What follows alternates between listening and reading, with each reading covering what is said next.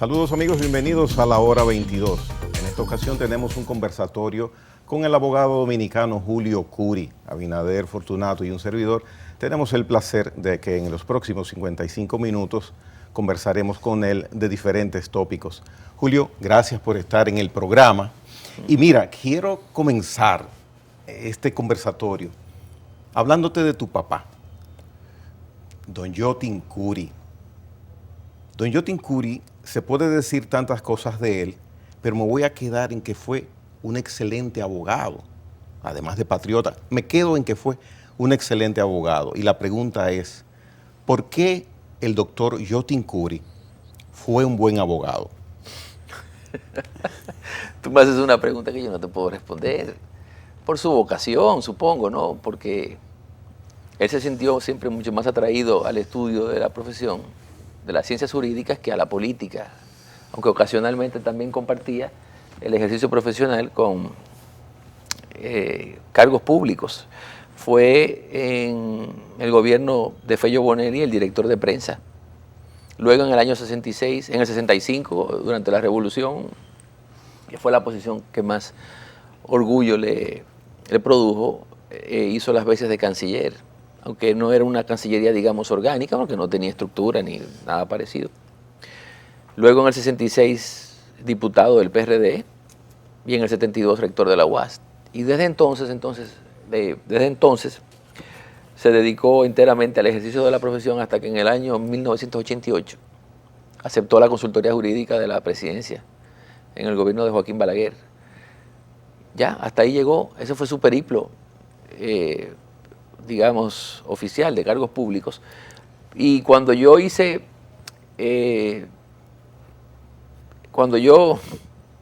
seducido también, tal vez por la reputación, por la nombradía de mi padre, quise seguir más o menos esos pasos y acepté ser orador en un meeting de cierre de año, no de campaña, en diciembre de 1995, en el puente de la 17, estoy haciendo memoria, presentado entonces por Atuey de Camps a favor de la candidatura de Peña Gómez en el año 96.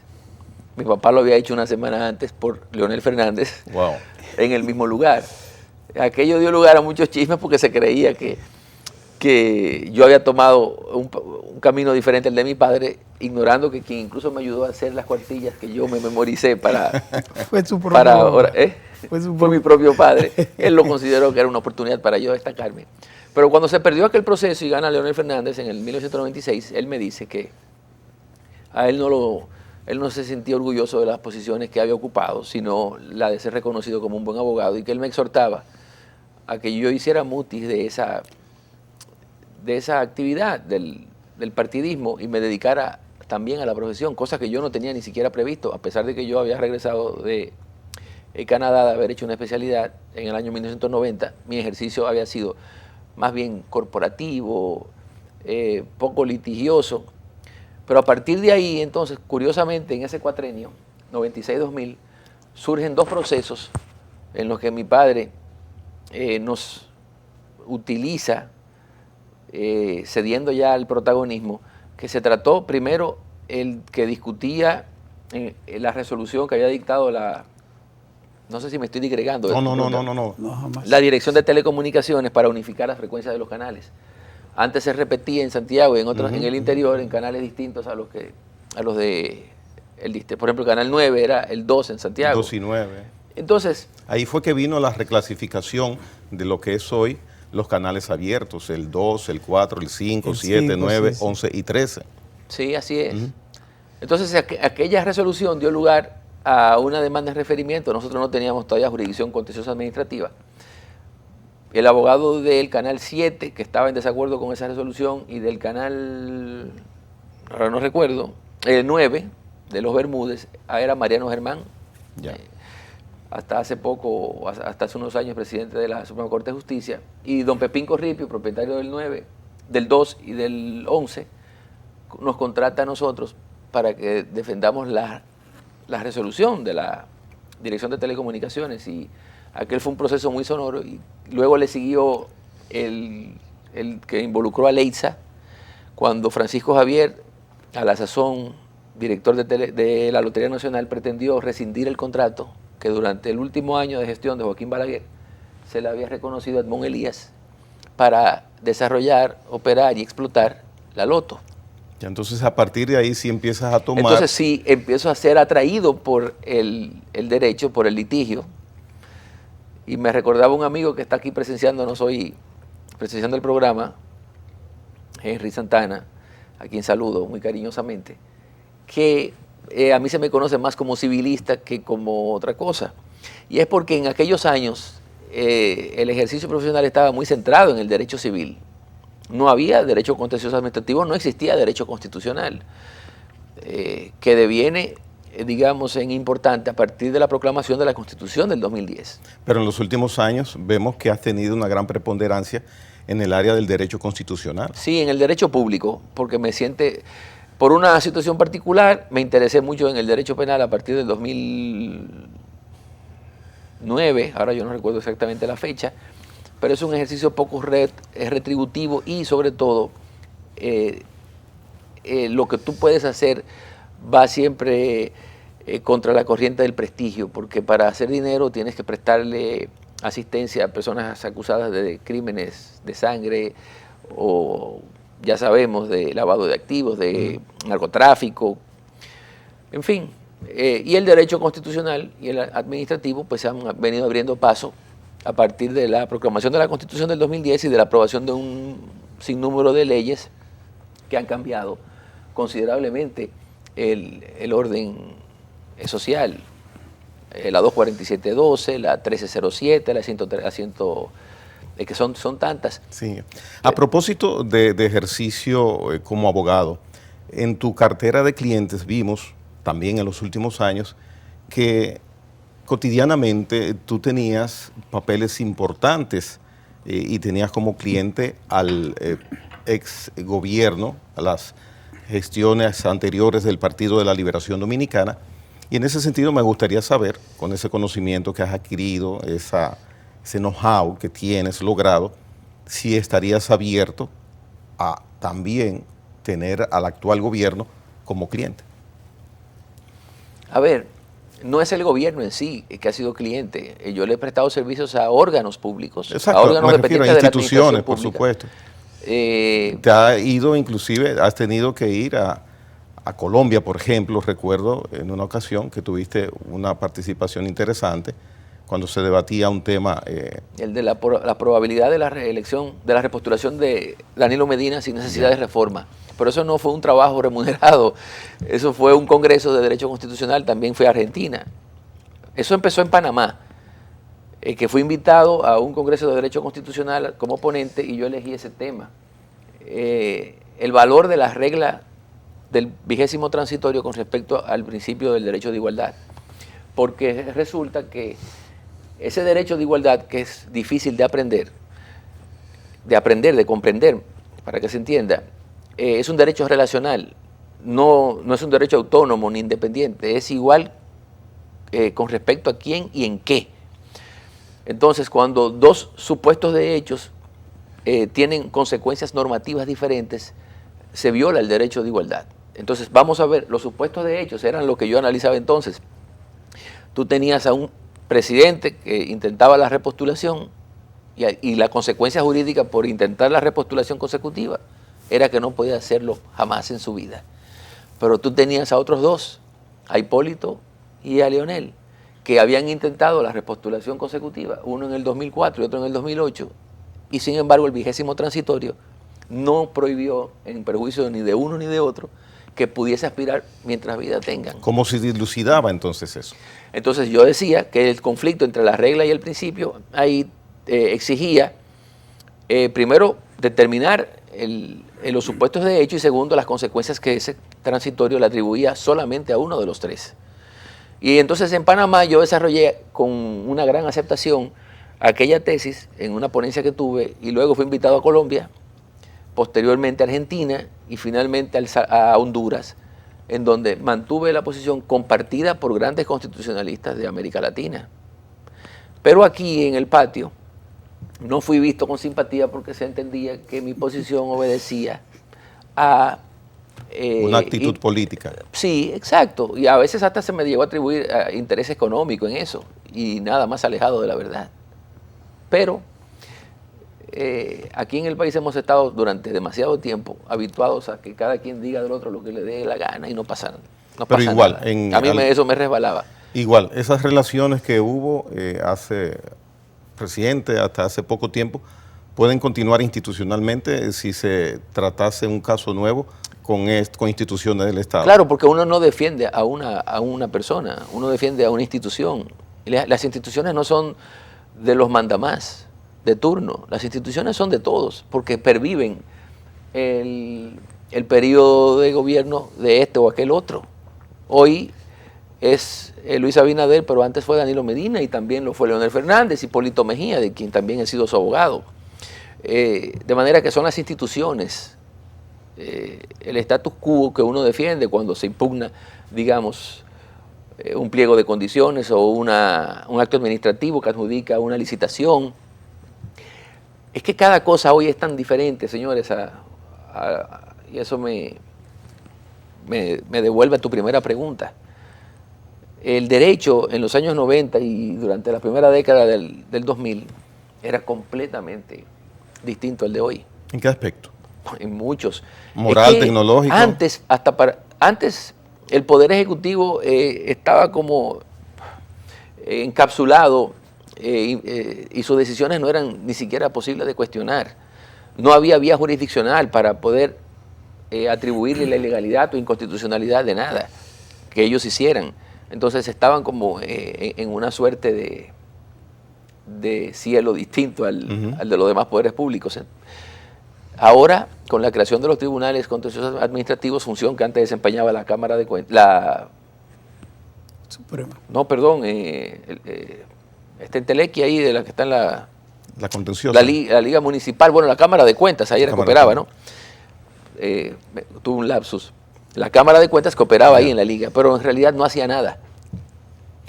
Pero hoy, a través de la institución del amparo, de las demás acciones constitucionales y de los derechos que reconoce la Ley 107.13 a favor de todos nosotros con respecto a la administración pública, es virtualmente todo que se puede cuestionar jurisdiccionalmente, que hace o deja de hacer el Estado. Eso es bueno. Eso es bueno, claro, porque pasamos de tener una democracia representativa a una democracia participativa, donde en el Estado social de derecho la preponderancia la tenemos nosotros, no la administración pública. Bueno, Julio, buenas noches, bienvenidos a la hora 22. A nosotros nos alegra mucho porque a pesar de tu juventud, tú eres uno de los abogados más brillantes de este país. Gracias. La pregunta es si te ha derivado la parte académica, traspasar una parte de tus conocimientos en las aulas universitarias. Y la segunda tiene que ver con algo que había comentado, que está relacionado. ¿Cómo ve el ejercicio de la abogacía en la República Dominicana, su crecimiento, sus avances, desde una perspectiva de una sociedad que realmente ha cambiado y va muy rápido sobre muchos temas? Bien, empiezo por la primera. Yo fui profesor de Derecho Procesal Civil, la misma materia que impartió mi padre en la UAS durante muchos años en la Pucamaima, pero por la escasez de tiempo, porque la verdad es que el trabajo apremia, renuncié a hacerlo ya hace unos años. Quizás en cualquier otro momento lo retomo porque hay que pensar también en el otro y no solamente en uno. Y las cosas de la vida hay que cogerlo un poco más suave, tú sabes. Ya nosotros no somos muchachos. Y te lo digo a ti porque cuando te veo me recuerdo que siendo yo muchacho fui testigo de las bodas de Corporán. ¿Y entre cuántos años han pasado entonces? ¿Eso habrá sido cuánto? ¿A finales de los 90? Sí, a finales de los 90. Sí, porque yo tenía como pareja una joven que lo fue en esos años. O sea, que por eso sé que... Por esa referencia. Y el ejercicio, Entonces el ejercicio, mira, el ejercicio no deja de ser agónico. sobre todo te hago la pregunta, porque la generación de tu papá y después de esa generación de tu papá, abogados, magistrados, togados, sumamente brillantes, sumamente brillantes. Decía el doctor Pina Acevedo que aquí se graduaban cientos de abogados que no sabían ni siquiera escribir, que no tenían niveles de formación y eso. Y es verdad. Pero le faltó decir que también se encumbran en posiciones magisteriales jueces que tampoco saben hacerlo. Claro, yéndonos a los extremos. Pero te decía que la profesión es difícil, agónica. Se sufre mucho, porque se sufre como consecuencia de la ignorancia de los jueces, pero también de su venalidad, que sigue menudeando. Ese es un problema que todavía no hemos... Pero no solo son los jueces, es el sistema. El sistema y el Ministerio Público. Un Ministerio Público autoritario, que a pesar de que en la ley 133.11, que es la ley orgánica, el Ministerio Público ya apareja consecuencias a sus excesos, y que el Código Procesal Penal le vino también a poner una camisa de fuerzas a su discrecionalidad, todavía es un Ministerio Público arbitrario, que hace lo que se le ocurre contra quien quiere, sin importar en las consecuencias, porque resulta que un exceso del Ministerio Público, quien lo paga es el Estado dominicano. ¿Y quién frena o quién No controla al Ministerio Público? Bueno, hay un órgano que se llama el Consejo Superior del Ministerio Público, un consejo también disciplinario que funge como tribunal de primer grado, y no han sido una ni dos las veces en que han tenido que desvincular del sistema a fiscales corruptos. Pero los hay todavía, los hay. Yo estoy conociendo un caso ahora de una persona que ha sido imputada de un ilícito que no tiene el menor asomo probatorio. Y uno se pregunta, esa libertad es absoluta del Ministerio Público para poder llevar a juicio a quien no le simpatice. No. Primero, porque en la Constitución del 2010 se aprobó el artículo 148, conforme al cual las actuaciones y omisiones antijurídicas de los funcionarios públicos comprometen su responsabilidad patrimonial. Y eso luego lo desarrolla la ley, en la ley 107.13, estableciendo mutatis mutandis, lo mismo. Entonces, uno lo que tiene es que estar atento a esas arbitrariedades que son a todas luces o a ojos vista antijurídicas, para poder deducir en contra de ellos de forma solidaria con el Estado consecuencias jurídicas. Cuando tú mencionas hace unos momentos de que hay jueces que continúan con el menudeo en la República Dominicana, ¿es de manera literal que lo expresas? Es así. El que crea que estamos... Y hay excesos. Por ejemplo, yo me voy a permitir comentar aquí la decisión, las motivaciones de la decisión que dictó mi amigo Alejandro Vargas, hoy juez del Tribunal Constitucional, cuando conoció la medida de coerción del hermano del expresidente Danilo Medina. El juez que conoce una medida de coerción apenas se limita a establecer los presupuestos para determinar si procede o no la imposición de una de las diferentes medidas de coerción: impedimento de salida, colocación de brazalete electrónico, presentación periódica, garantía económica, o la más gravosa de todas, que es la prisión preventiva. Cuando él se retire y vuelve con su deliberación, con su fallo, en sus motivaciones virtualmente retuvo la responsabilidad penal de esas personas, que es una facultad reservada al juez que conocerá el fondo, ni siquiera la etapa preliminar o intermedia, que lo que decide es si las pruebas aportadas serían suficientes como para someter a esa persona al rigor de un proceso. ¿Y el doctor? Pero este hombre, el Vargas, se fue de bruces, se fue por una forma que llamó la atención en la comunidad jurídica, porque esa no es su función. Su función era, como juez de atención permanente o juez de la instrucción encargado de la atención permanente, determinar si los presupuestos que el Ministerio Público había presentado, suficiencia probatoria mediante un cintillo, peligro de fuga, se verificaban para entonces imponer la medida. Más nada. Mira, sin ser abogado, pero viendo con la lógica que le da a uno el observar determinada situación, como fue el desarrollo de ese conocimiento, para saber qué orden de coerción ameritaba, en el caso que fuese así, veíamos que las partes tenían exposiciones lo más informativas y con informaciones granadas lo más interesantes, que aparentaban que se estaba en el conocimiento de un juicio ya de fondo. ¿No habrá eso influido en el doctor Vargas para que... Es que él permitió también que se desbordaran las discusiones hacia aspectos que no interesaban al juez de la coerción. Esa es la verdad. Quizás para no... Exceso de libertad, no cohibir a las partes. Quizás no quiso que lo recusaran. Y nada.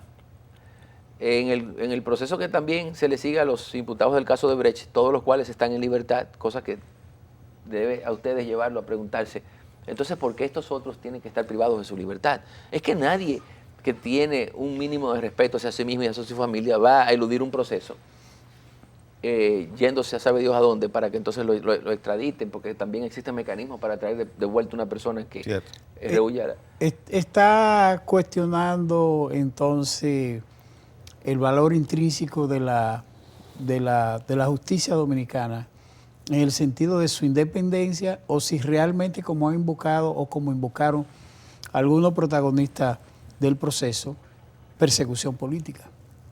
Política no te puedo decir, tú sabes, pero sí persecución puede ser judicial con o sin razón, pero no vamos a decir que el motivo principal de estos procesos es política como para resquebrajar al Partido de la Liberación Dominicana. Pero cuando puse el tema de Odebrecht era para decir, miren, existe un principio cardinal en la aplicación de la justicia, que es el de la justicia material.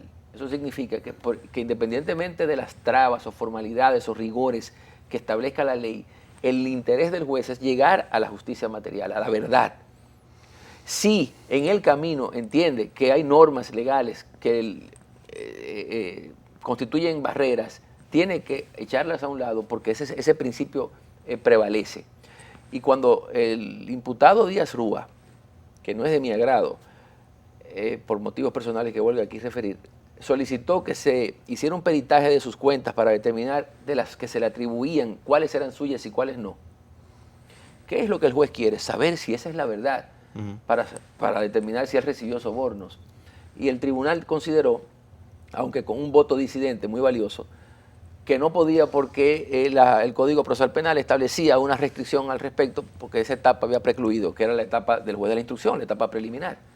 No, esa es la interpretación literal, cerrada, de las normas que gobiernan la vida en sociedad.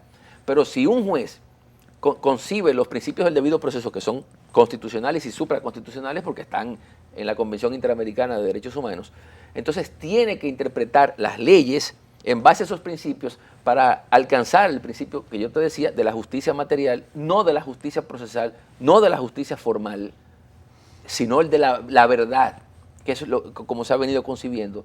Entonces esas decisiones tienden a insuflar desánimo, digamos, entre los abogados que ejercemos porque no vemos a un aparato judicial equiparado en términos de competencia o talento con abogados que sí se preocupan por mantenerse al día en esta incesante evolución de la ley y la doctrina y jurisprudencia nacional y comparada. Pero eso es grave. Eso es grave, sí. Eso es grave porque negarle a un imputado una petición de defensa que tiene por propósito establecer la verdad, repito, justicia material, principio de justicia material, dejando de lado cualquier disposición legal que contraríe o que obstaculice alcanzar ese principio, genera preocupación. Ya, claro que sí. Bien, después de la pausa continuamos conversando con Julio Curi de estos y otros temas de mucho interés en esta noche en la hora 22. Volvemos en breve.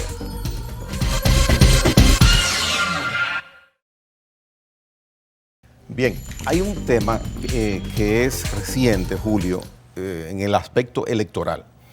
Hubo una resolución de la Junta Central Electoral donde reclasifica esta, mediante la ley, en amparo a la ley de la 3318, lo que es un partido minoritario, un partido mayoritario, y concomitantemente cae la parte económica de la distribución de los recursos dentro de los partidos, el 20%, el 12%, el 8%, en fin.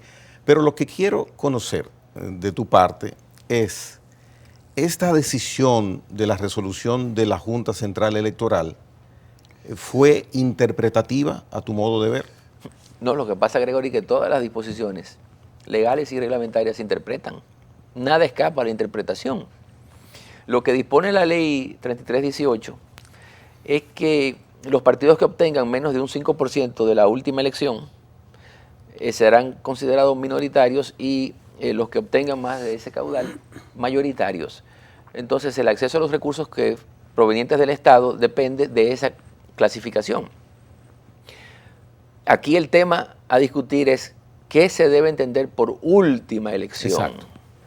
Entonces, es secreto a voces que los legisladores que nos gastamos no son tal vez los mejores, porque cuando se redactan este tipo de normas, lo deseable es que sean lo suficientemente claras como para cerrar el núcleo de la interpretación, aunque siempre habrá interpretación por múltiples razones sociales, razones de tiempo, porque cuando uno interpreta una ley que ha sido aprobada para la aplicación de hechos que ya no se verifican en la existencia actual, hay que recurrir al método teleológico que quiso el legislador en aquel momento considerar o contemplar para determinar la consecuencia jurídica a esa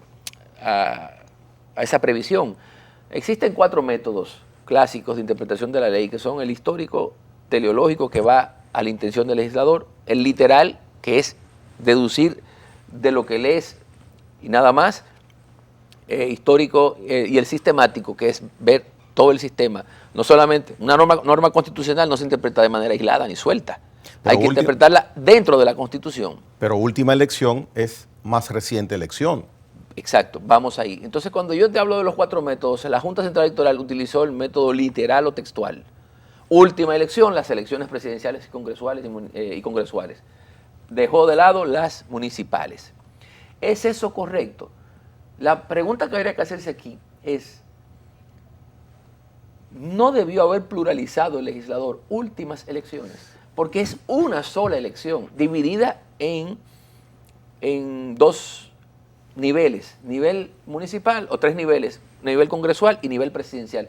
Pero es un solo proceso eleccionario. Fíjense que ya ocurre en el último año, en el mismo año, no a diferencia del sistema bianual.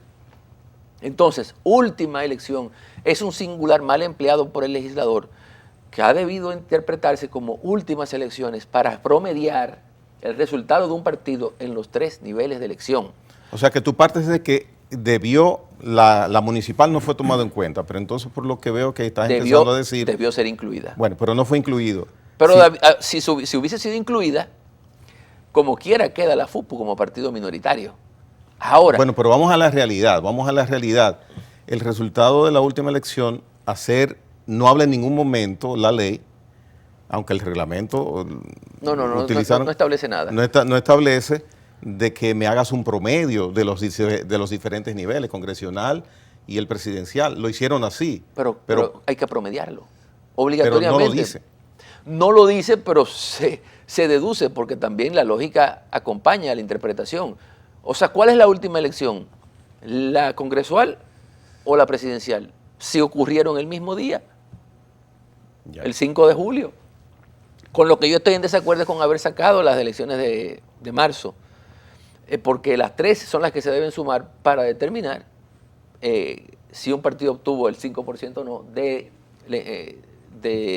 proceso eleccionario. Entonces tuvo una atinada, piensas tú, una acertada, acertado cálculo, la decisión. La decisión es correcta, pero en base a un método interpretativo equivocado. Entonces ¿Entiendes? Eso da pie a que buenos abogados como tú puedan defender lo que 23 partidos dicen que les afecta, y hay una colectividad partidaria que está resultando afectada. Estoy poniéndome en el lugar de ellos por esa decisión de cálculo. Yo no conozco las razones que ha esgrimido la FUPU para cuestionar la resolución de la Junta Central Electoral, que a mi modo de ver debió haber incluido, porque si entre marzo, que fueron las elecciones municipales, y julio, que fueron las presidenciales y congresuales, la Junta Central Electoral hubiese determinado entonces o hubiese clasificado los partidos en mayoritarios y minoritarios en función del resultado de marzo, tú te tienes que preguntar, ¿no era lógico esperar que se celebraran las de julio para entonces hacerlo? Claro que sí, pero si lo hubiesen hecho entonces en abril, mayo, junio, la última elección era la de marzo. ¿Piensas que esa ley debe ser entonces modificada quizás? Sí, esa fue una ley aprobada muy deprisa, sin la necesaria ponderación, reflexión que debe exigir para ser más clara, porque la verdad es que peca de ambigua, hay lagunas que dan lugar a interpretaciones, igual que con la 1519, que es la ley del régimen electoral. Yo creo que ambas deben ser sometidas a un proceso de modificación, de discusión pública, primero en vistas públicas, para saber en qué no es justa, porque recuérdense que la ley, en virtud de la Constitución, debe disponer solo lo que le es útil y justo a una comunidad. ¿Hasta qué punto esas dos normas contienen disposiciones que afectan la justicia social, que es la aspiración de todos cuando se aprueban textos normativos como estos? Julio, a finales del año pasado, digamos que en noviembre por ahí, uno de los principales imputados del caso de Odebrecht, el empresario Ángel Rondón, que ha dicho siempre que es lo que fue una especie de lobista, de contrato, de representante de Odebrecht aquí en el país, parece, no que amenazó, pero por lo menos hizo una revelación de ese tipo, diciendo que si el sistema, si la sociedad dominicana conociere lo que hizo Odebrecht aquí, o cómo se manejaron el tema de los sobornos, el sistema político hubiese colapsado. Algunos lo interpretan como una amenaza, otros como, bueno, trata más o menos para que la carga sea repartida. ¿Qué lectura tú le ves a eso? Desde el punto de vista del derecho y desde el punto de vista de tus informaciones sobre el tema Odebrecht. Mira, porque estaba, perdón, refuerzo en el sentido de que estaba horizontalizando las responsabilidades de todo el sistema político en la República Dominicana. Todo el mundo recibió, al parecer, dinero de Odebrecht, y él lo estaba diciendo prácticamente. Parece. Tú sabes que cuando una verdad es absoluta, aunque se cuestiona que lo sean, creo que era Ortega y Gasset que decía que no había verdades absolutas, pero cuando es firme o no admite mucha discusión, se dice que es una verdad de perogrullo o de apuño. La mano abierta es mano, la palma cerrada es puño. Mi papá solía decir eso, una verdad de apuño. Él dijo una verdad de apuño. No solamente Odebrecht, todas las empresas que de una forma u otra se relacionan con el Estado, le entregan recursos públicos a todos los candidatos presidenciales, a unos en mayor medida, a otros en menor medida, y es infantil suponer que Odebrecht, que está en el país desde el principio de los años 2000, habiendo hecho zafra con las muchas obras que tuvo a su cargo, no iba a poner sus huevos en distintas canastas. A todos los candidatos le habrá dado. De eso a mí no me cabe ni la menor duda. Ahora, ¿a través de quién lo hacía? De Ángel Rondón. En el expediente de Odebrecht, curiosamente, no hay una sola prueba que vincule a Rondón con los demás imputados. Es decir, pagos que Rondón o sus empresas le hayan hecho a los demás coimputados en ese proceso. Entonces, si él era el intermediario de Odebrecht para el pago de los sobornos, ¿cómo van a retener la responsabilidad de los sobornados? ¿Quién era que le entregaba a Díaz Rúa, a Conrado Pitaluga y a los demás esos dineros? Si es a él que se le atribuye eso, pero no hay evidencias. Ahora, hay una cosa que todavía cuestiono más, y es que cuando se llega al acuerdo con Odebrecht, que sería importante estudiarlo para saber si no sería mejor dejarlo sin efecto por la poca contribución que le han ofrecido al Estado, a las autoridades, para sustentar ese expediente. Cuando se llegó a aquel acuerdo fue sobre la base de lo que se conoce como el principio de oportunidad. Eso quiere decir que cuando dos o más personas están implicadas como autores de un hecho ilícito y el Ministerio Público quiere utilizar el testimonio de uno de ellos para poder enderezar, digamos, las pretensiones punitivas en contra de los demás, llega a un acuerdo bajo ese principio de oportunidad que el Código Procesal Penal condiciona a dos cosas: a que las penas imponibles a ese imputado sean menores que las de los demás y que sea autorizada por un juez de la instrucción. Ustedes saben que en virtud de la ley de sobornos, sobornante y sobornado están, las penas son de 10 años de privación de libertad, la misma. Entonces era el primer escollo que no lograba superar la realidad para que se pudiese acoger ese principio de oportunidad a favor de Odebrecht. Porque había que escoger entre uno y otro. ¿Cuál era el...? No, es que si los sobornados se le imponen, son pasibles de 10 años de prisión, igual que Odebrecht, ¿por qué entonces se eligió a Odebrecht para llegar a este acuerdo? Bueno, se supone que era el sobornante, que también era pasible de 10 años o sus administradores, de 10 años de prisión privativas de libertad, en la modalidad que determina el juez de la ejecución de la pena. Pero no se hizo así, y ahí vemos entonces ahora un expediente que a ojos vistas no parece tener el soporte probatorio como para poder justificar la imposición o superar el estándar mínimo de la razonabilidad, de la duda razonable, para condenar a nadie ahí. Con tu experiencia... En ese proceso, perdón, Gregorio, en ese proceso, ¿cómo ve el enjuiciamiento o la investigación que sigue la justicia a la Cámara de Cuentas, a los miembros de la Cámara de Cuentas, por supuesta obstrucción de justicia, incluso vinculando el tema Odebrecht, auditoría, todo ese desparrame que hay en la justicia, la preocupación de la justicia dominicana? Ustedes saben que hasta el viejo sistema inquisitivo, el Ministerio Público tenía una preponderancia que hoy no tiene con respecto a los procesos, porque solamente dependían de ellos, o a veces también el juez de la instrucción tenía la iniciativa, porque uno podía presentar la querella ante el juez de la instrucción. Pero yo traigo eso a cuento porque ahora en el sistema adversarial el Ministerio Público es una parte más frente al imputado, en igualdad de condiciones, no son más ni menos que el imputado. Y yo he venido observando con preocupación, no desde ahora, sino desde antes, que en este afán populista de querer vender una verdad a través de los medios de comunicación, estamos masacrando el estado de inocencia de la gente.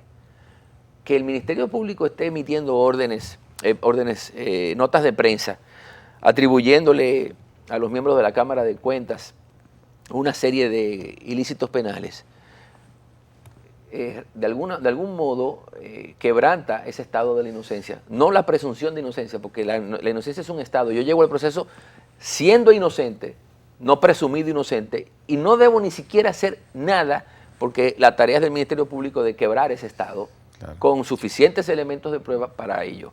Si no los aporta, pues ya saben cuál es el destino del proceso. Entonces, que yo hubiese preferido que el Ministerio Público haga lo que tenga que hacer, presente su acusación, pero sin alaracas, sin este exhibicionismo mediático que estamos viendo, porque indudablemente que afecta la dignidad, la honra y, como ya yo he dicho, el estado de inocencia a hoy son los miembros de la Cámara de Cuentas, pero también otros, claro, más, que son esperados con una batería de periodistas allá abajo. Sí, pero eso empezó por el presidente de la República, cuando le pidió públicamente la renuncia por sospecha o por lo que fuera, o por ineptitud, o porque tuvieran algunas implicaciones. La obstrucción de justicia sí ciertamente está previsto como ilícito en la ley 133/11. ¿Y esa figura jurídica no es nueva? Sí, desde el 2011 hacia la fecha, tiene 10 años. ¿Primera vez que se esgrime así públicamente? Primera vez. Sí, pero ya el resto de lo que ahí le atribuye el Ministerio Público, que va desde complicidad en actos de corrupción con funcionarios públicos, lavado de activos provenientes de la corrupción administrativa, yo creo que es mucho. Es bueno reflexionar que todo pasa en la vida. La vida es un permanente fluir de sucesos cambiantes. Y esto es lo más parecido, la administración pública, una noria. Ya lo hemos visto aquí, en Estados Unidos, en todas partes. Hoy son ellos, mañana son otros. Y yo lo que quisiera es que se reflexione en torno a esto, porque de lo contrario, ya vimos lo que pasó cuando Salvador Jorge Blanco abandonó el poder. Sí, muy cierto. Bien, hacemos una pausa, venimos a la parte final de la hora 22 con Julio Curi en unos instantes.